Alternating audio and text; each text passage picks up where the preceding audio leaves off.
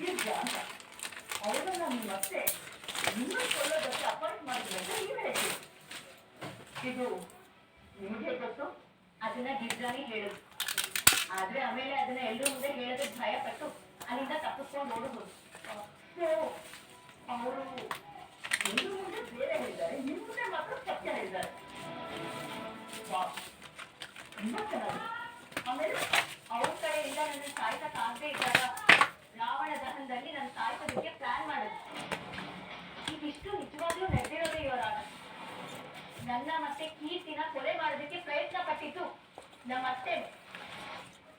ಇದಕ್ಕೆಲ್ಲ ನೇರವಾಗಿ ಅವರೇ ಕಾರಣ.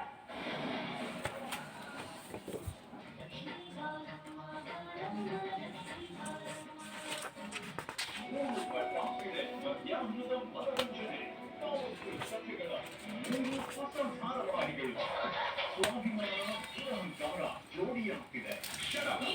ಇದು ಆ ದೇವರೇ ಬೆಸೆದ ಚಿತ್ರಸಂಘ.